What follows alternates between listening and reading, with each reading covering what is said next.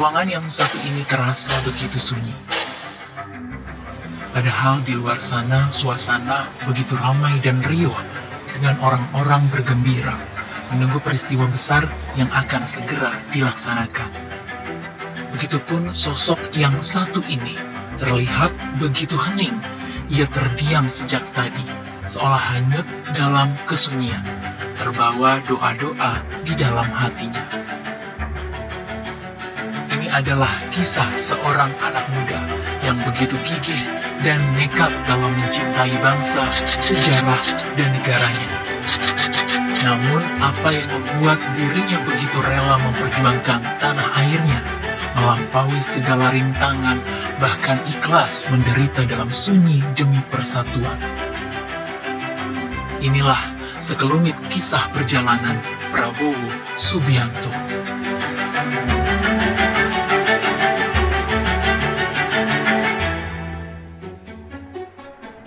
Kisah ini berbeda dengan cerita perjalanan banyak tokoh perjuangan yang biasanya berlatar belakang dari keluarga sederhana atau bahkan keluarga miskin.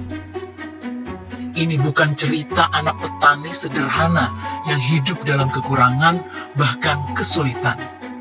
Prabowo kecil lahir dari keluarga yang mapan, bahkan berkecukupan dan tidak kekurangan. Semua ini berkat sepak terjang Sang Eyang yang bukan orang sembarangan dalam sejarah bangsa ini. Ia adalah Margono Djoyohadikusumo. Margono Djoyohadikusumo berperan aktif dalam mempersiapkan kemerdekaan Indonesia. Cerita-cerita perjuangannya ini turun menjadi kisah kepahlawanan yang sering didengarkan oleh Prabowo kecil. Lewat cerita dan pengalaman Sang Eyanglah, nilai-nilai kepahlawanan mulai ditanamkan kepada Prabowo melalui berbagai cara. Salah satunya melalui pertunjukan wayang. Cerita-cerita wayang mengajarkannya tentang kesetiaan, kepahlawanan, kepemimpinan. Begitu juga cerita tentang kedua pamannya. Memang, siapa kedua pamannya? Jika kepahlawanan mengalir kuat dalam denyut darah Prabowo, dua pamannya gugur dalam pertempuran Lengkong untuk mempertahankan kemerdekaan Indonesia. Semangat dan kegigihan perjuangan sang paman telah diwariskan lewat nama tengahnya, Subianto. Tak heran jika jiwa dan kegigihan sang paman terbawa dan terjaga baik saat Prabowo tumbuh di masa kanak-kanak. Sebagai seorang anak, Prabowo harus meninggalkan Indonesia mengikuti ayahnya. Ayah Prabowo juga seorang tokoh yang disegani dan dihormati. Ia adalah seorang begawan ekonomi Indonesia, yakni Sumitro Djoyohadikusumo. Sebagai seorang ekonom yang mengandalkan negara pada saat itu, ayah Prabowo harus berpindah-pindah dari satu negara ke negara lainnya. Tentu ini menjadi tantangan bagi Prabowo di usia anak-anak, karena benih-benih nasionalisme baru tersemai dan belum tumbuh. Namun di luar negeri, Prabowo menikmati masa kanak-kanak yang penuh warna. Sejak dulu, Prabowo mudah memperhatikan hal-hal detail dan menyukai permainan yang membutuhkan keahlian strategi.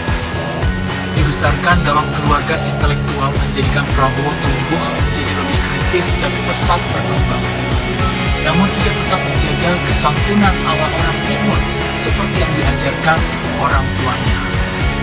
Ketika kecil, kami sering bermain koboi dan Indian. Ia juga serius saat bermain tentara, mengoreksi cara baris, cara pegang senjata, dan memberi contoh di depan. Ia sangat tertarik dengan dunia militer. Pernah suatu saat kami berkelahi, saya tonjok, namun dia diam saja. Rupanya ia dididik untuk tidak memukul perempuan. Walaupun demikian, hidup di luar negeri sebagai anak Indonesia tidaklah mudah. Prabowo tak jarang diterpa berbagai cemoohan hanya karena ia warga minoritas. Apakah ini lantas membuatnya menjadi lemah? Ternyata Prabowo malah menjadi semakin tangguh. Rasa nasionalismenya semakin tumbuh. Ia berhasil menyesuaikan diri dan bergaul dengan luas. Ia juga mampu mengikuti pelajaran di sekolah-sekolah internasional karena otaknya yang cemerlang. Ketika sekolah di Swiss, Prabowo menunjukkan jiwa leadership dengan mengambil prakarsa dalam penyusunan anggaran student senat padahal masih junior. Ibu Dora telah membesarkan anak-anaknya dengan sangat disiplin.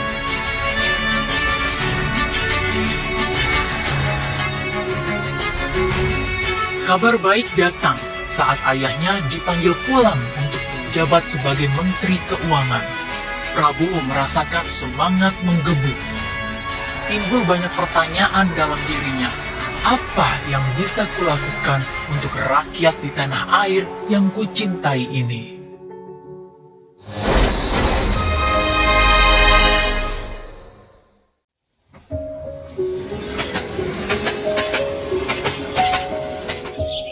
Setelah kembali ke tanah air, Prabowo muda gemar berjalan-jalan menjelajahi Pulau Jawa. Dari sinilah Prabowo mulai melihat dan menjadi saksi langsung kondisi rakyat sesungguhnya. Kondisi tanah air tak seindah dalam bayangannya. Ketimpangan sosial begitu terasa di sudut-sudut pelosok. Lalu berkat keluasannya pun, Prabowo muda tidak sulit bergaul dengan beberapa aktivis mahasiswa. Salah satu mahasiswa yang peduli dengan kondisi bangsa itu adalah Suhoki.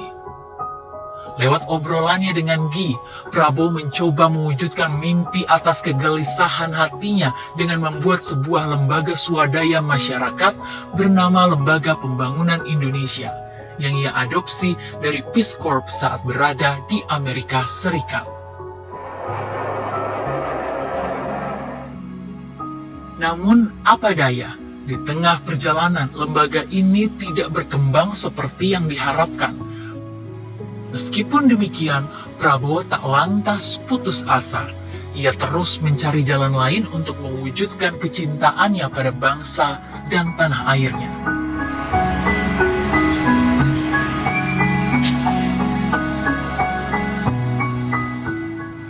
Memasuki masa remaja, Prabowo dihadapkan dengan pilihan yang sulit. Ia diterima di 2 universitas internasional, namun hatinya tetap melekat pada negerinya. Karena itu, Prabowo memutuskan untuk masuk Akademi Militer Nasional di Magelang. Selain menguatkan rasa nasionalismenya, ia pun ingin melanjutkan mimpi perjuangan sang paman. Penggemblengan keras yang ia terima selama masa pendidikan sebagai taruna justru membentuk keteguhan dalam dirinya. Sosok Azwar Syam menjadi teladan, menginspirasinya untuk menjadi pemimpin yang tegas, disiplin, berwibawa, tetapi tetap peduli pada kesejahteraan anak buahnya. Prabowo percaya bahwa seorang pemimpin militer harus berada di garis depan. Sebagai salah satu pemimpin di Kopas Sanda, ia dikenal dekat dengan para anak buahnya. Saya mengenal Pak Prabowo saat di Akabri. Mungkin saya satu-satunya atasan yang pernah menempelnya, dan beliau selalu mengingatnya sebagai bagian dari proses pendidikan. Menurut kesaksian anak buahnya, Prabowo juga selalu memikirkan rakyat kecil. Cita-citanya tidak pernah berubah, yaitu ingin Indonesia adil dan makmur. Prabowo menjalani profesinya sebagai abdi negara dengan sepenuh hati. Saking penuh perhatiannya pada negara, Prabowo dianggap terlalu fokus di dunia militer sehingga terkesan melupakan kehidupan pribadinya. Itulah sebabnya, baru setelah berpangkat kapten, Prabowo menikah dengan Siti Hediati Haryadi, putri keempat dari Presiden saat itu, Soeharto. Latar belakang mereka sangat berbeda. Prabowo tumbuh di tengah keluarga modern dan luas dalam pergaulan internasional. Sementara Titi berasal dari keluarga dengan budaya Jawa yang sangat kental tradisinya. Meski begitu, mereka mampu beradaptasi. Pada tahun 1984, mereka dikaruniai seorang anak lelaki. Sungguh sebuah awal perjalanan masa dewasa yang menyenangkan. Setelah membangun keluarga, Prabowo semakin cemerlang dalam karir militernya. Berbagai posisi dan jabatan penting pernah ia pegang. Ia berhasil memimpin beberapa operasi militer, Di sini Prabowo mendapat julukan 08 dari Satuan Anti Teror. Belum lama dilantik sebagai Brigadir Jenderal pada 8 Desember 1995, Prabowo langsung membawa pasukannya ke Mapenduma untuk menyelamatkan Sandra. Tak hanya menyelamatkan Sandra, Prabowo juga memimpin ekspedisi Kopassus yang bekerja sama dengan beberapa lembaga lain untuk menaklukkan gunung tertinggi di dunia. Sungguh sebuah pengalaman yang luar biasa.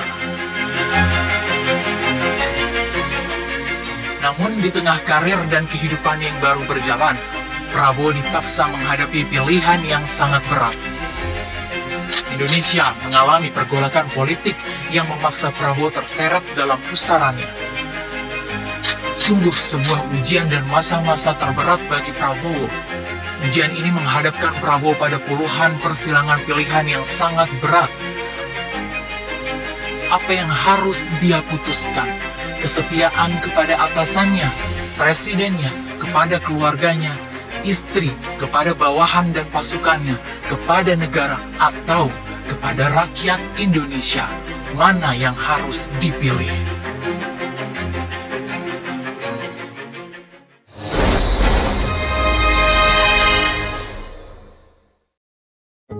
Tahun 1998, karir militer Prabowo terhenti. Dengan hati yang berat, Prabowo harus merelakan apa yang sudah ia bangun selama ini, termasuk karirnya yang harus disudahi. Tak diam dalam keterpurukan, Prabowo memutuskan untuk pergi ke Yordania. Itu adalah negara tempat tinggal sahabatnya Pangeran Abdullah yang mengundang dan menyambut Prabowo layaknya seorang jenderal yang pulang dari medan laga. Jauh di negeri orang, hatinya gamang dan terus menerawang memikirkan Indonesia. Prabowo teringat pada pesan ayahnya agar tetap bersama adiknya Hashim untuk saling menjaga dan saling menguatkan. Usai dari kehidupan militer, Prabowo mulai membangun usaha bersama sang adik Hashim Joyo Hadikusumo. Perlahan usahanya pun tumbuh dan berjalan. Namun begitulah Prabowo. Walaupun usaha dan bisnisnya terus membaik dan menanjak, Prabowo tetap memikirkan Indonesia, negaranya, bangsanya, terutama pasukan dan bawahannya dulu. Nampaknya memang rasa cinta dan perhatian Prabowo kepada masyarakat Indonesia tak bisa lepas.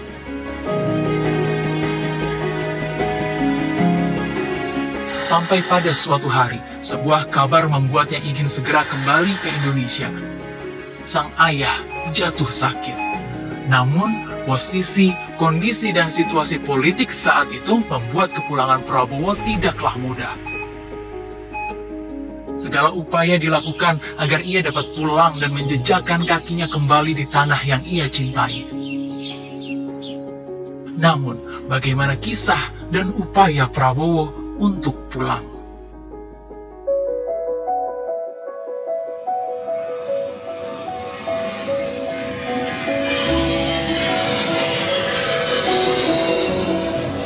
Orang yang membantu kepulangan Pak Prabowo kembali ke Indonesia memang Pak Taufik Kemas yang berkomunikasi dengan Pak Prabowo dan disampaikan waktu Bu Mega menjadi wakil presiden dan saat itu presidennya almarhum Gus Dur. Perjalanan panjang seorang Prabowo yang begitu besar keinginannya membantu rakyat serta memajukan bangsa dan negara, sungguh sebuah mimpi besar yang masih gelap ujungnya dan tidaklah mudah. Prabowo yang hanya ingin kembali ke tanah airnya juga menghadapi begitu banyak kesulitan. Namun, atas kesaksian baik beberapa tokoh bangsa terhadap Prabowo, akhirnya Prabowo berhasil pulang kembali ke tanah air pada awal tahun 2000.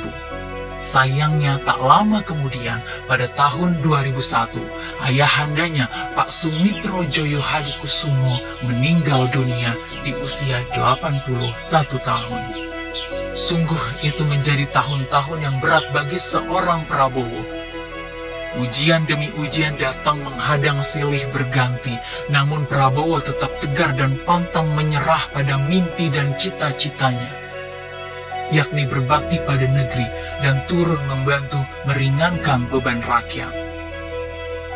Setelah merasakan sendiri turbulensi, gejolak, bahkan friksi politik, Prabowo menyadari satu hal penting, cara dan langkah yang pasti untuk secara nyata membantu negara dan bangsa adalah dengan terjun ke politik praktis.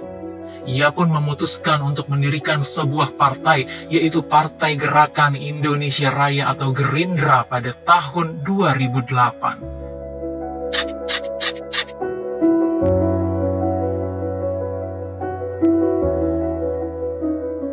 Dari sinilah awal karir politik Prabowo dimulai. Jalannya tidak mudah, dan ia terus menghadapi ujian demi ujian lagi. Tidak hanya satu kali, tetapi berkali-kali. Dan ini sungguh menjadi sebuah perjalanan politik yang luar biasa bagi seorang Prabowo. Sampai pada satu saat, Prabowo harus dihadapkan lagi dengan ujian politik yang berat, yakni harus bersaing dengan kandidat terkuat, seorang lawan yang dulunya adalah kawan dan mantan orang yang ia dukung dalam kontestasi pemilihan kepala daerah DKI Jakarta, yaitu Joko Widodo atau Jokowi. Setelah kalah di Pilpres 8 Juli 2014, pada tahun 2019, untuk kedua kalinya Prabowo dikalahkan lagi oleh lawan yang sama, yakni Jokowi. Sungguh situasi yang sangat memukul bagi Prabowo. Apakah kegagalan ini akhirnya sanggup menghentikan langkah Prabowo? Pada suatu hari Sabtu di stasiun MRT Lebak Bulus, Prabowo meringankan kakinya untuk bertatap muka langsung dengan Jokowi. Pesaing terkuatnya dalam 2 kali Pilpres. Pertemuan Prabowo dengan Jokowi sungguh sebuah gambaran betapa besarnya jiwa Prabowo yang rela merendah dan mengalah demi bangsa, demi negara, dan demi persatuan rakyat.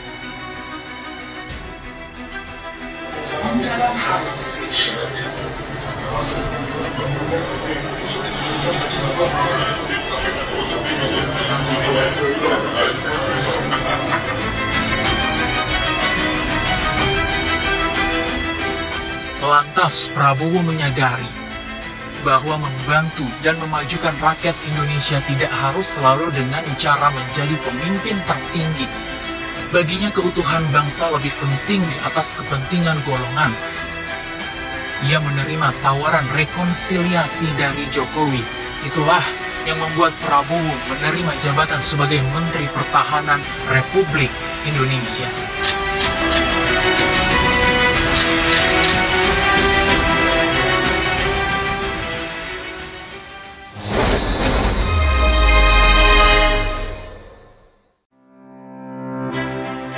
Rasa cinta tanah air, bangsa, dan negara memang sulit untuk bisa dibayangkan dan digambarkan dalam perjalanan panjang hidup, karir, perjuangan, dan kontestasi politik seorang Prabowo Subianto.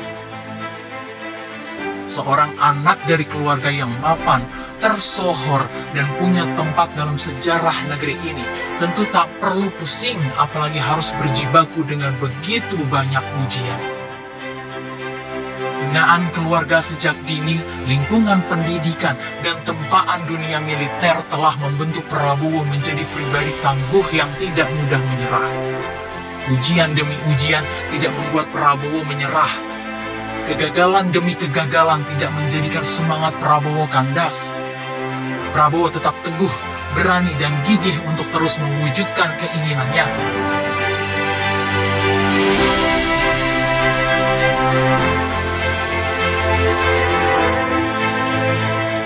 Didorong oleh rasa cinta kepada tanah air agar dapat membantu rakyat dan memajukan bangsa. Tahun 2024, sebuah kisah dan babak baru perjalanan politik Prabowo bermula. Bersama putra sulung Jokowi, Gibran Rakabuming Raka, Prabowo mengusung sebuah gagasan yang begitu sederhana namun begitu mulia, yakni ingin memberikan makan siang bergizi cuma-cuma kepada anak-anak Indonesia. Gagasan ini akhirnya didukung mayoritas rakyat Indonesia. Ini juga yang membawa Prabowo dan Gibran terpilih menjadi pasangan presiden dan wakil presiden Republik Indonesia tahun 2024-2029.